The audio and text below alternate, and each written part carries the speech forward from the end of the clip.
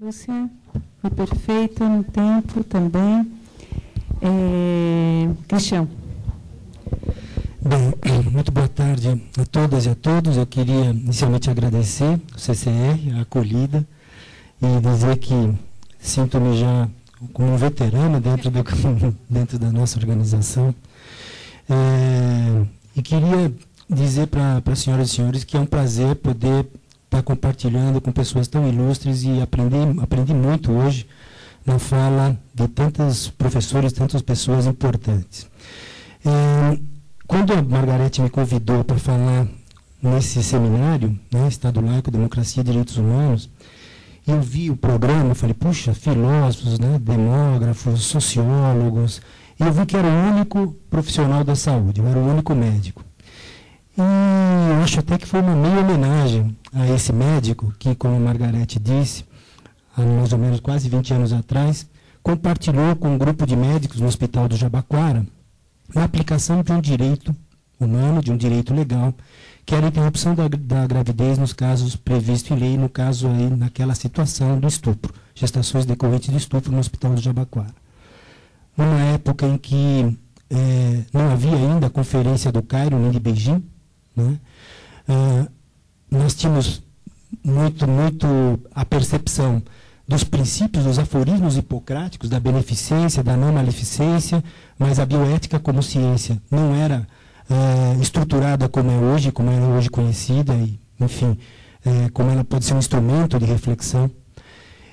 E eu gostaria que vocês compreendessem essa minha apresentação, que eu vou fazer pelo retroprojetor. Será que alguém pode tirar, até para facilitar, né? Uma fala de um médico que, dentro da assistência, passou também a ser um militante da causa das mulheres, do direito das mulheres. E, nesse momento, representando o Conselho Científico da Federação Brasileira de Ginecologia e Obstetrícia, na Comissão de Violência Sexual e de Interrupção da Gravidez dessa organização. Bem, eu gostaria de dizer às senhoras e senhores que eu foco a apresentação nos aspectos relacionados à saúde, particularmente da saúde sexual e saúde reprodutiva, né? Porque é aí onde os conflitos acontecem, poucas são as áreas de atuação da especialidade das áreas da saúde, onde a intimidade, a privacidade, os dilemas todos envolvidos na questão do aborto, reprodução, esterilização, planejamento, questões bioéticas e as limitações, não só socioeconômicas, mas socioculturais e legais, se fazem de maneira muito forte. E, nestes anos, nós temos visto que, como o professor Janotti coloca, aquela religiosidade intolerante tem se manifestado de uma maneira muito forte, e esta religiosidade intolerante tem causado mais conflitos, mais bloqueios, mais barreiras de acesso às mulheres e às adolescentes aos seus direitos reprodutivos e impacto nos indicadores de saúde. Assim, eu começo a apresentação de trás para frente. Quais são os impactos desta situação, né, nos indicadores de saúde? Aqui são dados da mortalidade materna. 530 mil mulheres morrem ao ano decorrentes de mortes de mulheres grávidas, de parto, puerpério, gestação e aborto. São 700 mil mortes por aborto. Se nós contássemos por dia, são 500 mortes no mundo por dia de mulheres que morrem por aborto inseguro. É muito mais do que um avião jumbo. E até hoje a imprensa quase que semanalmente coloca dos 2 aviões aqui em São Paulo que caíram, que lamentavelmente 100 pessoas morreram, mas ninguém fala desses aviões que caem diariamente de mulheres que não têm acesso a uma tecnologia segura, né, para preservar a sua vida. Só para comparar a questão da mortalidade, vejo nesse mapa, em cinza, e em vermelho, em cor-de-rosa, nessa área que está coberta, sombreada, onde são os locais do mundo onde maior mortalidade materna nós temos no mundo, né? Quando a gente compara com o mesmo mapa mundial, comparando com a situação da legalidade do aborto, em verde, o aborto é totalmente livre, e as taxas de aborto nestes países, vejam, lembro do slide anterior, esta sombra da mortalidade materna, ela praticamente se sobrepõe, né, aos locais onde o aborto é mais restrito e onde estas taxas são mais altas. Portanto, uma dedução muito clara é que a questão legal não reduz taxa de abortos, o pior, ela aumenta a taxa de mortalidade. Mas a questão ética que eu acho que eu gostaria de trazer a reflexão, e a ética e a bioética é um dos instrumentos que eu tenho usado até para conversar com os estudantes e com os residentes na maternidade escola. Esta é uma questão que é fundamental. O aborto legalizado, seguro, com meios adequados, tem uma mortalidade de 0,2, menos de uma morte para cada 100 mil abortos. E o outro, o aborto colocado clandestinamente, sem a concorrência de um médico e de uma assistência adequada, mata, na América Latina, mais de 100 mulheres para cada 100 mil abortamentos. É 100 vezes maior. Há locais do mundo, como na África, que pode chegar a 1000 vezes o risco de morte só por conta de um procedimento inseguro e um procedimento seguro. Outro aspecto que eu não consigo explicação é a questão do número de abortos induzidos no nosso país. 1 milhão de abortos é a estimativa da Universidade Estadual do Rio de Janeiro e do IPAS nesse estudo de 2005. Apimentando um pouco mais esses indicadores, vejam em amarelo a taxa de abortos em mulheres com mais de 8 anos de estudo, mais ou menos estável de 2002 a 2005. Mas vejam em azul as mulheres com menos de 4 anos de estudo, em que essa mortalidade aumenta de ano a ano e ninguém se assusta com essa barbárie, com essa imoralidade, com essa antieticidade social, essa hipocrisia social. É 4 vezes maior o risco de morrer só por ter menos de 4 anos de estudo. E alguém falou sobre a questão da raça, da etnia.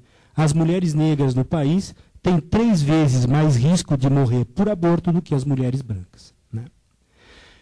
Diante desse quadro, eu quero trazer esse conceito. E a medicina, como uma ciência, ela ela tem que procurar os aspectos da vulnerabilidade humana para fazer suas propostas terapêuticas, a sua prevenção, a sua promoção de saúde. E esse grupo, que as mulheres, elas têm, não só pelas questões biológicas, pessoas muitas vezes só se concentram nos fatores biológicos, mas a desinformação, poucos programas de qualidade, o conservadorismo social, carências de políticas públicas e a desigualdade de gênero vulnerabilizam ainda mais as mulheres. O que fazer? Eu só estou comparando o indicador de morte e de aborto, e taxas de aborto. A mesma ciência médica sabe que nos países, aqui em amarelo, Holanda, Bélgica e Alemanha, onde o aborto é legal totalmente, se tem anticoncepção ampla e restrita, educação sexual, educação reprodutiva, taxas de aborto muito baixas. O Brasil está aqui num grupo intermediário que, até certo modo, tem anticoncepção. Não é ainda o ideal, o sonho das brasileiras e dos brasileiros, mas não dá para dizer que ainda não tem. E aqui países que optaram exclusivamente pela legalização e não se importaram muito com a questão da anticoncepção e da educação sexual e reprodutiva. Vejam que não é a lei que vai impactar nesse indicador. E eu posso falar mal da minha especialidade, já que aqui estou representando a FEBRASGA. Existe, infelizmente, uma visão bastante míope de muitos colegas e de muitos professores ainda da ginecologia obstetrícia, em que aplicam um modelo totalmente distante da visão mais harmoniosa da aplicabilidade desses direitos sexuais, dos direitos humanos, dos princípios bioéticos, enfim, da reflexão ética desses direitos sexuais e reprodutivos. Felizmente, esses bons ventos da Conferência do Cairo e de Beijing trazem incorporação de novos conceitos, e isso aqui eu falo com muito prazer das minhas amigas feministas, que me ensinaram muito nessa caminhada. Nós conseguimos avançar bastante nessa discussão dentro da sociedade científica e mesmo dentro da opinião pública social e das políticas públicas que hoje nós temos em nosso país. Os direitos sexuais e reprodutivos permeados de princípios bioéticos e com os valores éticos na relação entre os profissionais de saúde e os usuários de saúde. Se todos, homens e mulheres, temos direitos sexuais e reprodutivos, são as mulheres que jogam esse papel fundamental e são, de fato, fundamentalmente afetadas de forma muito impactante, positivamente ou negativamente, se há ou não, né, políticas, programas e pelo próprio exercício profissional. Não vamos aprofundar aqui, até pelo pouco tempo que a gente tem, mas os direitos sexuais e reprodutivos. Nenhuma mulher deve morrer por conta de gestação, parto ou aborto, de segurança pessoal, né, contra uma gestação forçada por um estupro, por exemplo, de informação sobre seus direitos reprodutivos, de educação sexual, educação reprodutiva, dos benefícios do progresso científico, das tecnologias contraceptivas, por exemplo, contracepção de emergência, né? Enfim, todos os direitos sexuais e reprodutivos, e eu acho que eles têm, na nossa visão, características muito claras. Parece muito simples, muito fácil, né? E eu acho que chama atenção nesses direitos é a dignidade das pessoas em exercitar sua sexualidade, sua reprodução e controlar o seu corpo. Embora exista um ordenamento jurídico internacional, né, que referenda e que garantam esses direitos, políticas nacionais, políticas estaduais, de repente, um prefeito, né, faz uma lei, ou uma Câmara Municipal faz uma lei local impedindo o acesso das mulheres ao exercício desse direito. É como se diariamente as mulheres tenham que percorrer uma trilha, né, de obstáculos manipulados por interesses totalmente distantes dos interesses da saúde e da vida dos usuários de saúde. A outra característica é que eles permitem às pessoas acessar os serviços e elevar o seu nível de saúde reprodutiva e saúde sexual. Mas eles são um tema extremamente controvertido e, por conta disso, valores religiosos impostos de maneira, muitas vezes, violentos, na minha avaliação, têm colocado cadeados, grades no acesso das pessoas a esses direitos humanos básicos, universais, inalienáveis, né, das pessoas humanas. Felizmente, a ética, eu acho que é a grande saída para fazer o contraponto dessa discussão moralista, religiosa, fundamentalista que tem se colocado na nossa sociedade. Porque a ética, e aqui é uma frase do professor Ortiz de Mariscal, mexicano, dizendo que os direitos sexuais e reprodutivos devem ser vistos, estudados e entendidos desde uma reflexão bioética e não desde a moral. Não é? Porque ela dá um enfoque racional para solucionar esses conflitos, estas circunstâncias em que ocorrem esses conflitos, e implica uma lógica, né, que possa oferecer argumentos para demonstrar ou rechaçar a verdade de uma proposta. Essa ética, ela se conquista num processo de crescimento e desenvolvimento pessoal, diferentemente da moral. E agora, mais recentemente, a bioética, como forma de ciência, como uma ciência transdisciplinária, que traz todas as possibilidades como instrumento de discussão e de reflexão nas questões das ciências da saúde e da vida. Fazendo esse link, a gente usa muito isso com os estudantes de medicina, dos direitos sexuais e reprodutivos dentro da visão e da reflexão da bioética. A bioética, os médicos, os profissionais de saúde compreendem o que é beneficência, o que é justiça, o que é autonomia, o que é equidade, né? E dizer direitos sobre a vida, direitos à liberdade, direitos à igualdade, quando se faz o link com a bioética, eu acredito que a gente avança e ameniza a discussão e incorpora na prática diária das pessoas, dos profissionais de saúde, a aplicabilidade desses direitos humanos. Né? E aqui estão todos os direitos, por questão de tempo, a gente não vai aprofundar. Só para lembrar que esta moral religiosa, fundamentalista, intolerante, ela não abrange todas as dimensões da sexualidade, como nós deveríamos, né, estar percebendo. Coloca muito só a questão da sexualidade com o objetivo da reprodução e esquece, né, que existe todo um outro contexto que também é importante para exercitar o prazer e esses direitos sexuais. Nós vemos hoje, então, a atuação médica, a atuação dos profissionais de saúde e do Ministério da Saúde com suas políticas públicas, e aqui temos uma representante do Ministério da Saúde, outra da Políticas para Mulheres, dentro desta visão, onde se incorpora a saúde sexual e reprodutiva, dentro dos direitos sexuais e reprodutivos, com foco nas mulheres e com embasamento, né, desta bioética contemporânea. Qual o impacto, respondendo à pergunta desse simpósio, né, da imposição de valores religiosos na saúde? Se eu pudesse parafrasear aquela propaganda do cigarro, diz: cuidado, o perigo, o fumo, o tabaco faz mal à saúde e pode te matar. Eu diria: cuidado, perigo, imposições religiosas nas questões da sexualidade e da reprodução podem fazer mal à saúde e te matar, né? Todo este contexto dessa visão conservadora da nossa sociedade tem vitimizado as mulheres, as adolescentes, principalmente as mais excluídas, em todos os campos, não só no campo da saúde, do legislativo, das políticas públicas, do acesso a esses direitos, né? Muitas vezes com abuso de poder, não só do profissional médico, mas do gestor de saúde, ou do juiz, ou do promotor, né? Do prefeito, enfim. Esse conservadorismo, que mais tem preocupado na nossa avaliação, é que este conservadorismo tem assumido o discurso da ciência.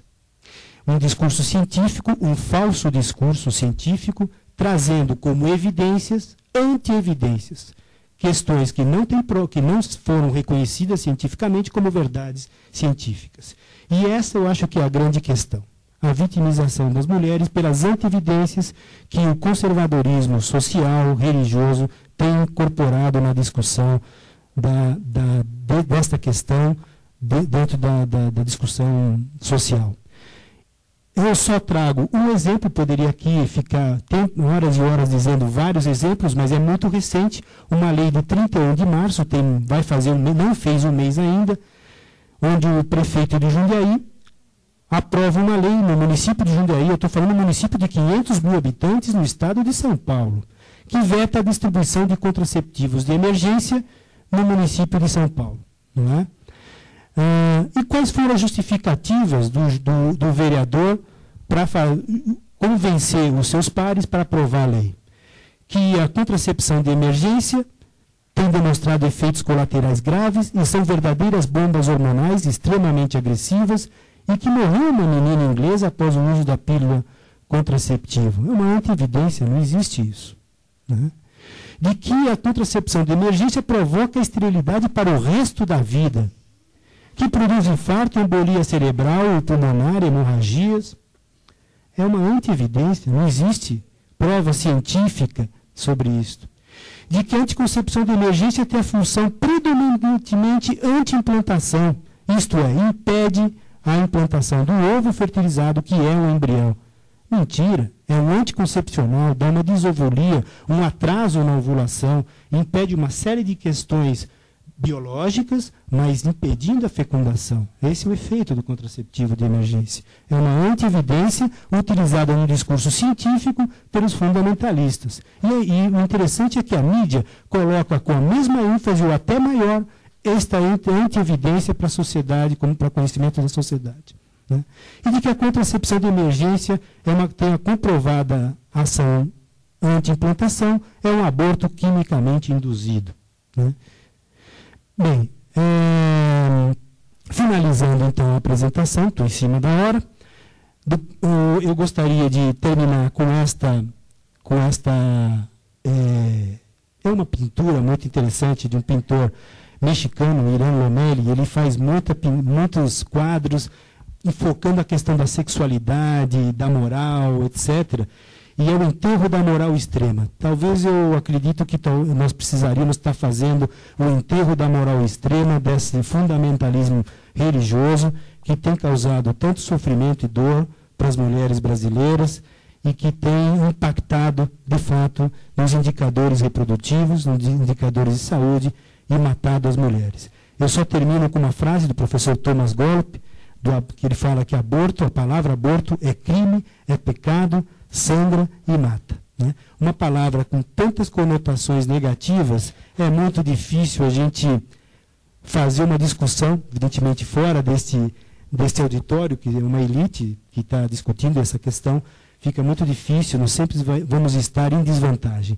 E fazer um pedido, que nós não falemos que os outros grupos são grupos pró-vida, Quem são grupos pró-vida? Somos nós, quem está nesta sala, que defende realmente a vida das pessoas. Os outros podem ser fundamentalistas, terroristas extremistas, qualquer coisa, mas pró-vida somos nós. Obrigado pela sua atenção.